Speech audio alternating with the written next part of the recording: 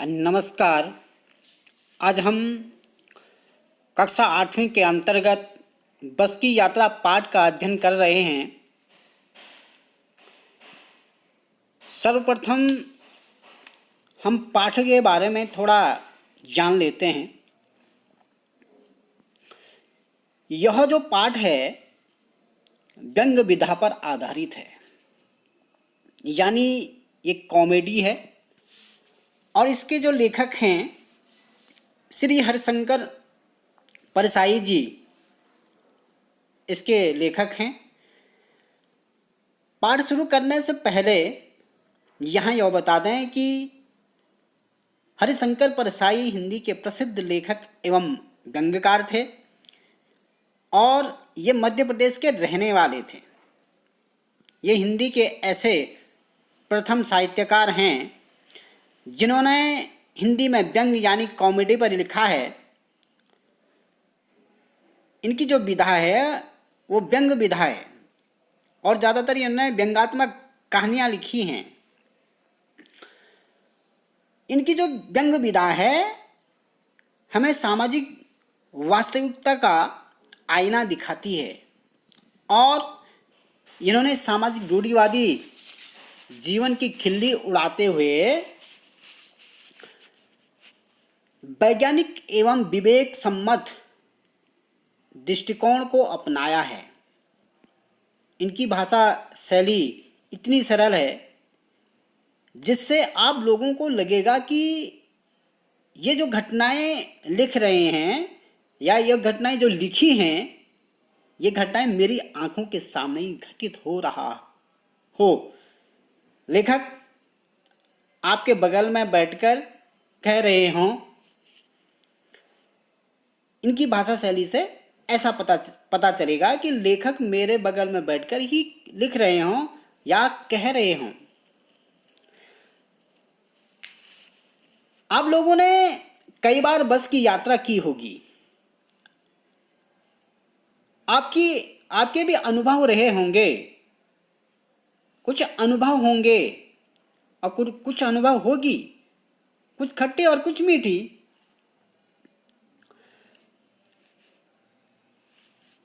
जब हम यात्रा करते हैं, बस की यात्रा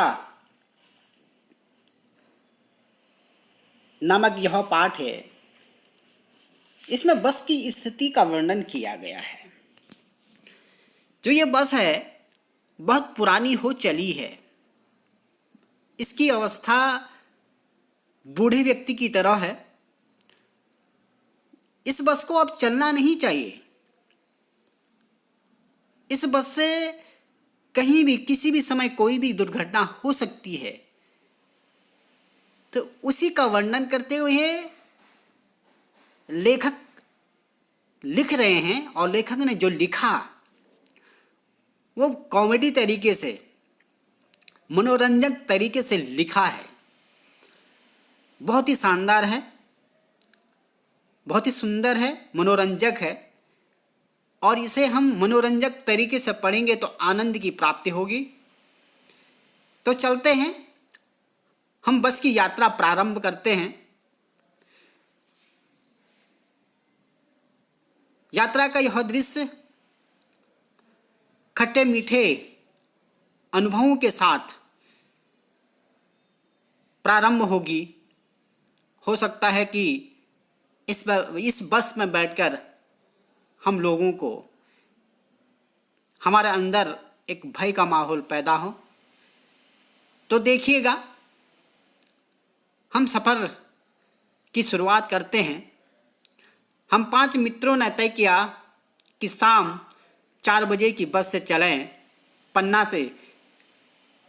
इसी कंपनी की बस सतना के लिए घंटे भर बाद मिलती है, जो जबलपुर की ट्रेन मिला देती है। सुबह घर पहुंच जाएंगे।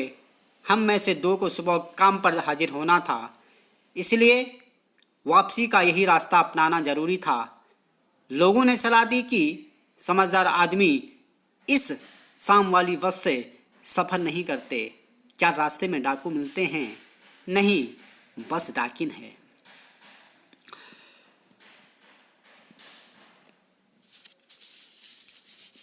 यानी लेखक कह रहे हैं कि हम 5 मित्रों ने तय किया कि शाम के 4 बजे की जो बस है उससे हम यात्रा प्रारंभ करेंगे, और जहाँ से बस चलती है वहाँ से पन्ना से, और पन्ना से होते हुए सतना, और सतना से होते हुए जबलपुर तक इस बस को जाना है। पन्ना से जो ये कंपनी, इस कंपनी की जो बस है वो सतना के लिए 1 घंटे बाद मिलती है, यानी समय लगता है। जल्दी से इसी सड़क पर नियमित रूप से बस नहीं चलती, इसलिए इस बस से जाना जरूरी है, आवश्यक है, और कोई बस नहीं है। और यह बस सतना से होते हुए जबलपुर की ट्रेन से मिला देती है, यानी जबलपुर से हम ट्रेन से सफ़र करेंगे, लेकिन उससे पहले हमें पन्ना से इसी कंपनी की बस सतना के लिए चलना है, और वहाँ से हम जबलपुर जाएंगे। और उनके मन में ये कि यदि इस बस से समय पर चलेंगे तो सुबह हम घर पहुँच जाएंगे। उन्हें समय पर जाना भी है,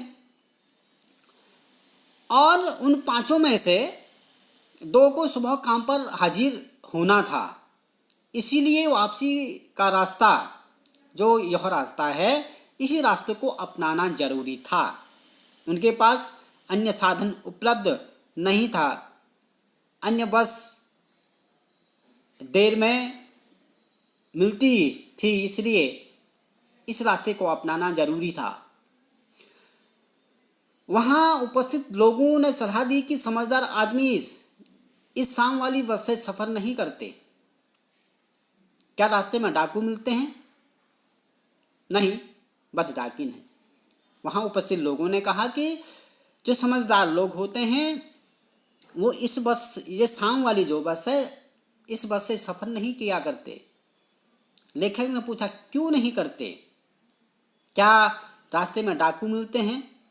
लेखक ने सोचा कहीं जंगल का रास्ता हो और जंगल के रास्ते में डाकू मिलते होंगे, लुटेरे जो बस को लूट लेते हैं वो मिलेंगे, और वो भी रात्रि के समय, शाम के समय सफ़र कर रहे हैं।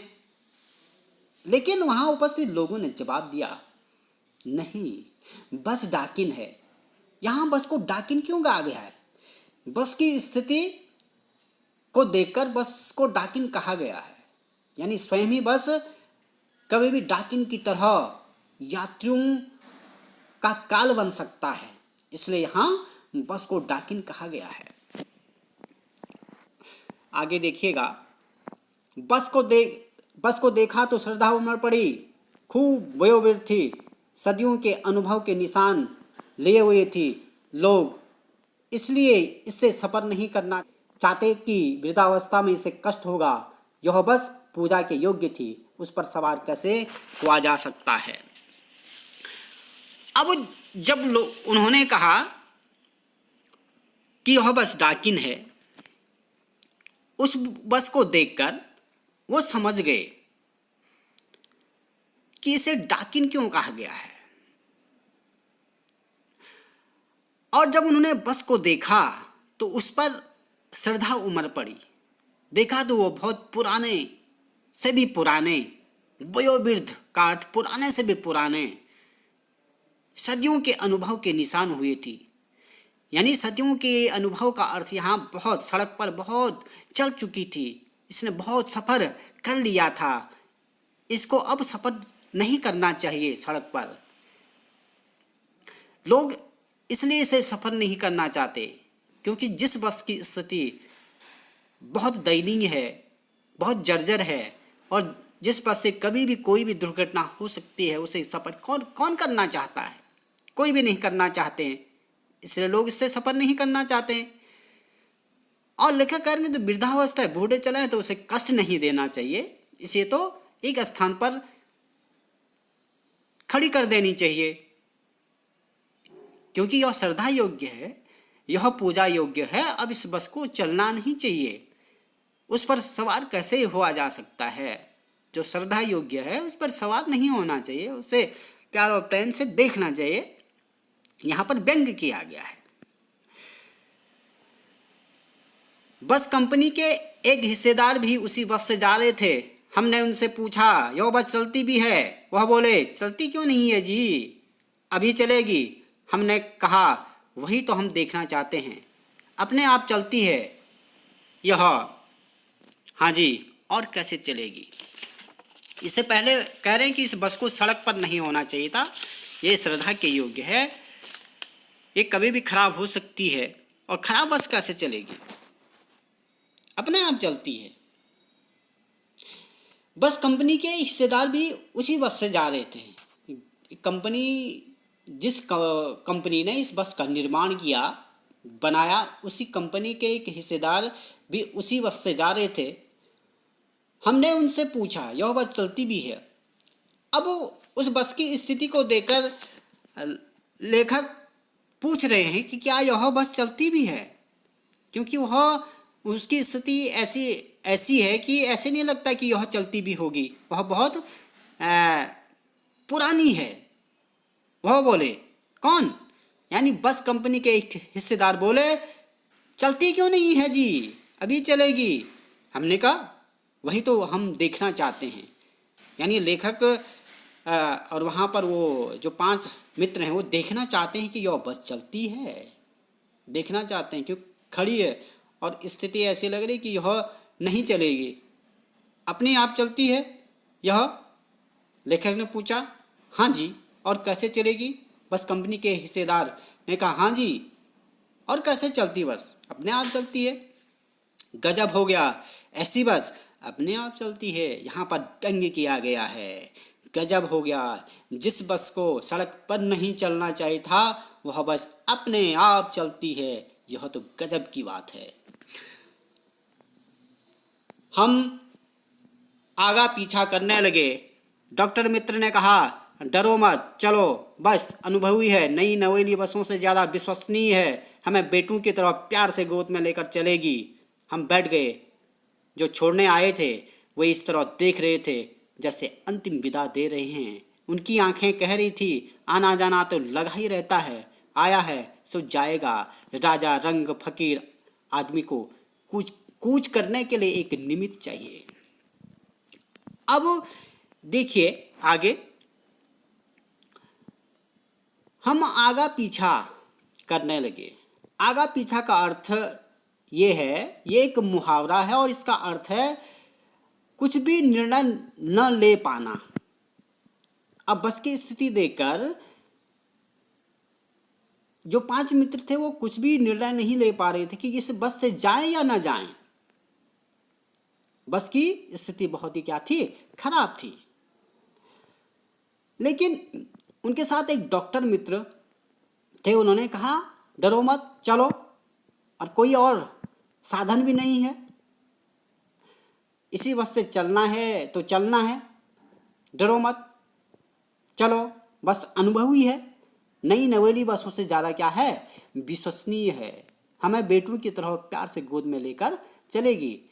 जो नई नई बस वो भी खराब हो जाती है, और यह तो बहुत पुरानी है, विश्वसनीय है, कई घंटों कई सालों से इस सड़क पर चल रही है, और यह हमें बेटों की तरह प्यार से बस गोद में लेकर चलेगी, इसे कोई दिक्कत नहीं होने वाली। यहाँ पर भी व्यंग किया गया है।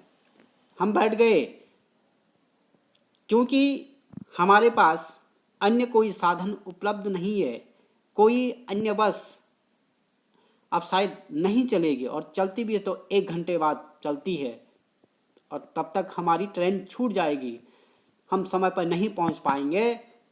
इसलिए कह रहे हैं कि हम बैठ गए। जो छोड़ने आए थे वे इस तरह देख रहे थे जैसे अंतिम विदा दे रहे हैं।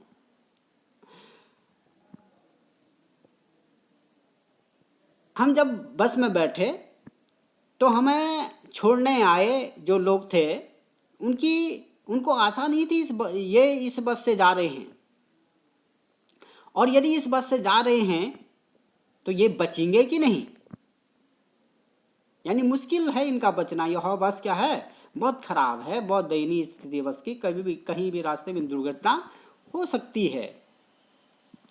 उनकी आंखें कह रही थी, उनकी आंखों मैंने देखा तो ऐसा लगा जैसे कह रही हैं कि आना जाना तो लगा ही रहता है। यानी आने जाने का मतलब यहाँ, यानी जो व्यक्ति जन्म लेता है उसकी मृत्यु निश्चित है, यानी जो आएगा उसे जाना भी है। तो कह रही हूँ आना जाना तो लगा रहता है, जो आया है उसे जाना ही है, यानी उनकी मृत्यु निश्चित है। उनकी आंखें कह रही थी कि आना जाना लगा ही रहता है। कई आए हैं और कई चले गए, और कई आएंगे और फिर चले जाएंगे। ये तो जीवन का क्या है, अटल सत्य है, सबको जाना है। जो व्यक्ति यहाँ जन्म लेता है उसे इस संसार को छोड़कर एक दिन अवश्य जाना ही है, चाहे वह राजा हो और चाहे वह गरीब और चाहे वह संत हो। फकीर का अर्थ यहाँ संत ऋषि मुनि से है। आदमी को कूच करने के लिए एक निमित्त चाहिए।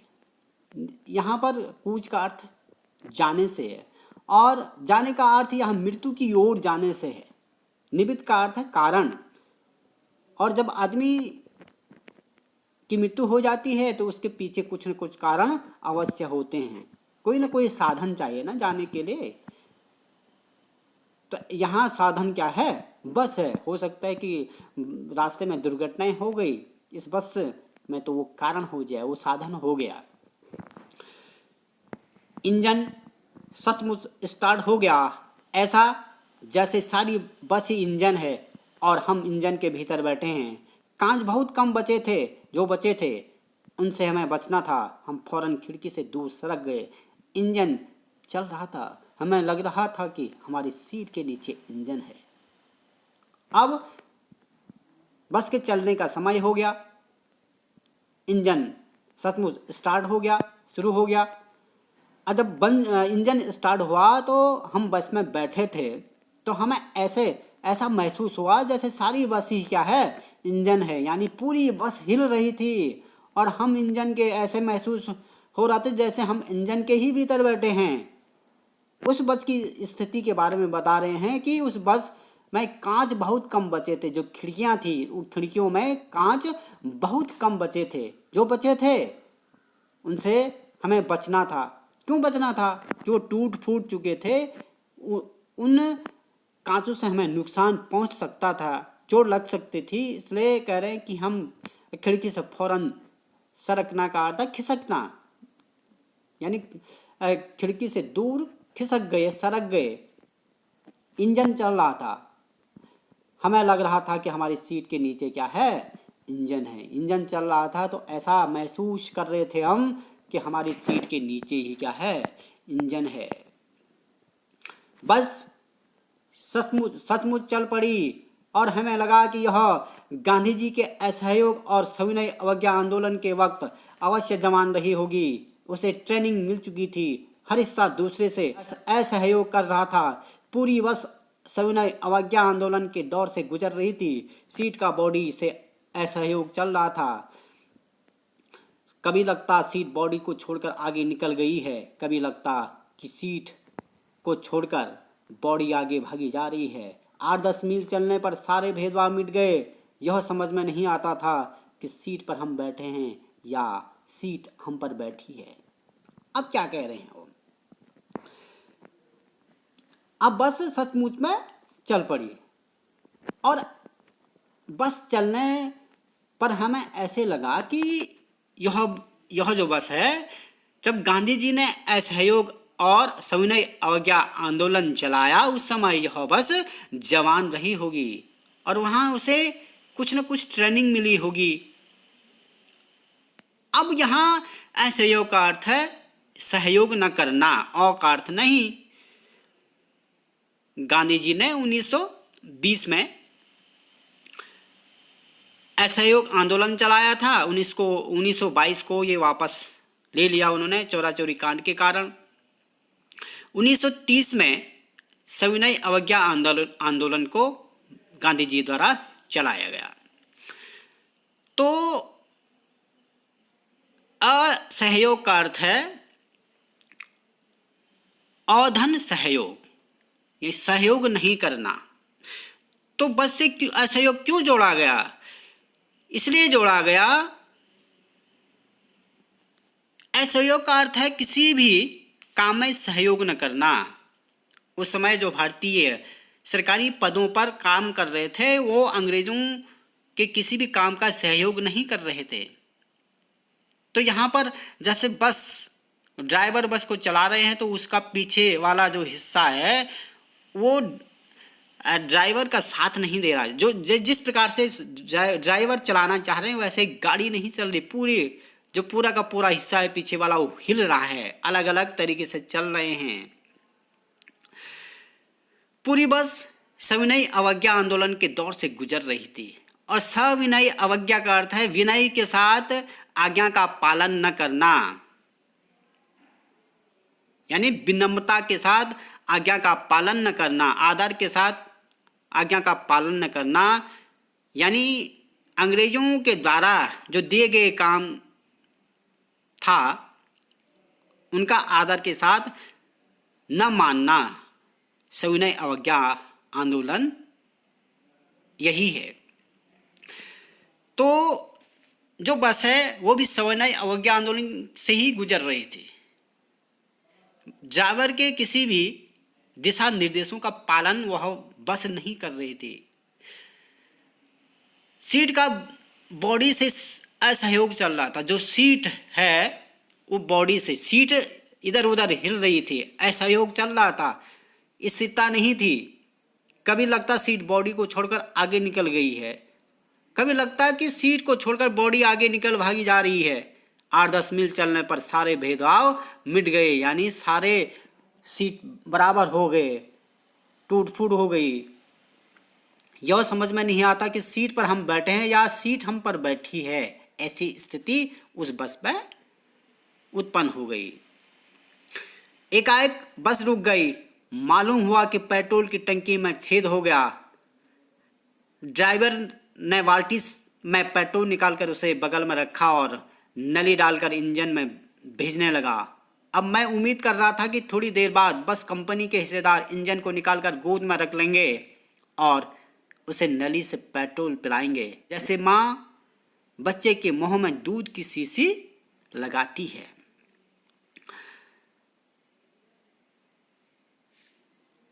अब कह रहे हैं कि एकाएक अचानक बस रुक गई। बस रुकने का कारण क्या है कि उसके पेट्रोल की जो टंकी है उसमें छेद हो गया। आप सभी जानते हैं जब तक पेट्रोल, ये बसें जो गाड़ियां होती हैं वो पेट्रोल डीजल से चलती है। जब तक उसमें पेट्रोल डीजल ना हो तब तक वो चलेंगी नहीं। इसलिए अचानक बस रुक गई। अब देखा, ड्राइवर ने देखा तो पेट्रोल की जो टंकी थी वो टूट गई है और उसने फिर भी उसे चलाने की कोशिश की, प्रयास किया। बाल्टी निकाली और पेट्रोल की निकालकर जो इंजन है उसमें भेजने लगा। अब कह रहे हैं कि अब मैं उम्मीद कर रहा था कि थोड़ी देर बाद जो बस कंपनी का जो मालिक है, जो हिस्सेदार है, वो इंजन को निकालकर स्वयं गोद में रखकर नली से क्या पेट्रोल पिलाएंगे, तब गाड़ी चलेगी।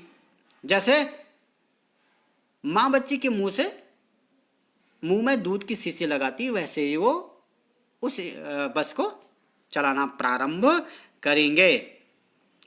बस की रफ्तार 15-20 मील हो गई थी। मुझे इसके किसी हिस्से पर भरोसा नहीं था। ब्रेक फेल हो सकता है, स्टीयरिंग टूट सकता है। प्रकृति के दृश्य बहुत लुभावने थे। दोनों तरफ हरे भरे पेड़ थे जिन पर पक्षी बैठे थे। मैं हर पेड़ को अपना दुश्मन समझ रहा था। जो भी पेड़ आता डर लगता कि इससे बस टकराएगी। वह निकल जाता तो दूसरे पेड़ का इंतजार करता। झील दिखती तो सोचता कि इसमें बस गोता लगा जाएगी। अब बस का दृश्य ऐसा था कि बस पर चालक का कोई नियंत्रण नहीं था, यानी बस 15-20 मील की गति से चल रही थी।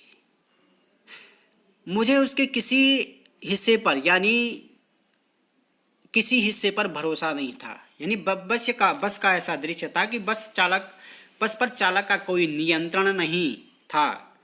किसी भी वक्त बस पेड़ से टकरा सकती थी।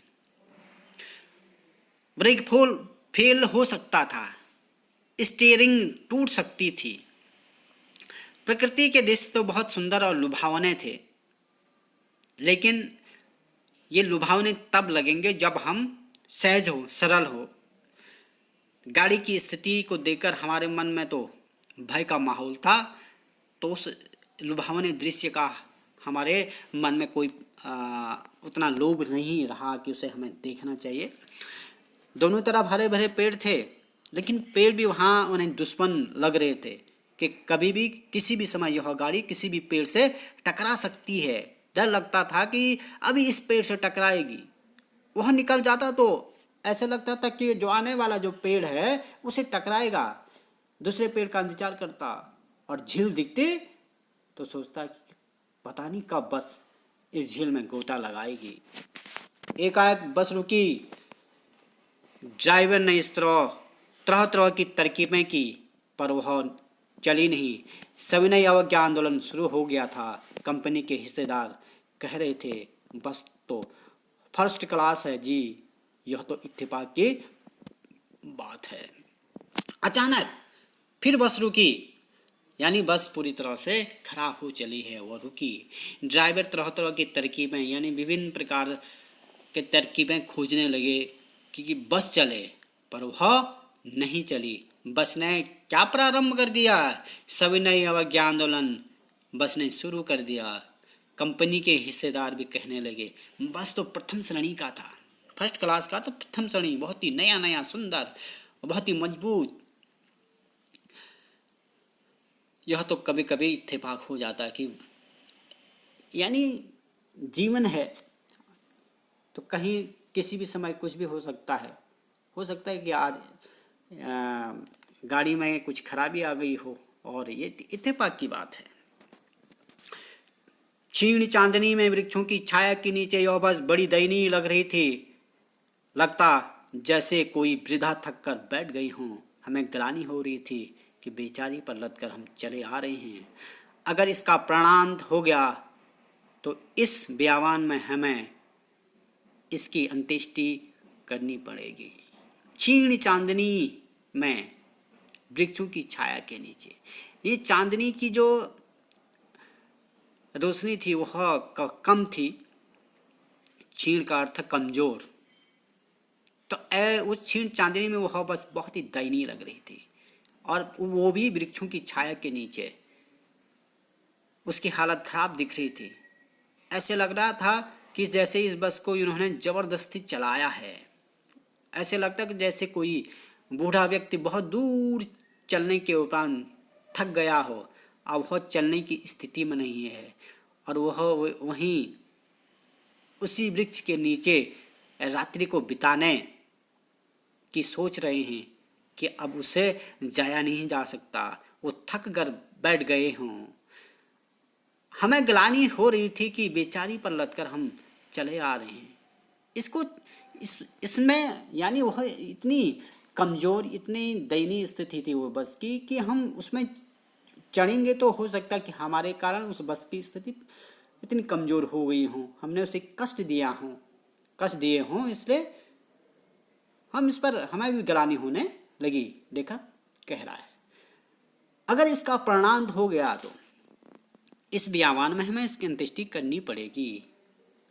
कह रहे कि किसी कारणवश यदि इसका प्राण धन अंत, यानी इस बस के प्राण निकल गए, यह खराब हो गई और यह अब चल न सके, यह मर गई, तो इस बयान का अर्थ है सुनसान, यानी जंगल में, इस भी जंगल में हमें इसकी अंत्येष्टि का अर्थ है दाह कर्म, संस्कार जो हिंदू धर्म में किया जाता है। अंत में क्रियाकर्म जो भी किए जाते हैं मरने के उपरांत, ये हमें इस जंगल में, इस बयान में, इस सुनसान स्थान पर हमें करना पड़ेगा। तो प्रिय विद्यार्थियों, आज इतना ही। इसका अगला वाला भाग हम अगले वाले वीडियो में पढ़ेंगे। इस पाठ से संबंधित प्रश्न आपको करना है। कोई भी समस्या यदि हो तो आप ज़रूर हमें बताएं। हम आपके निदान के लिए निरंतर प्रयासरत हैं। धन्यवाद।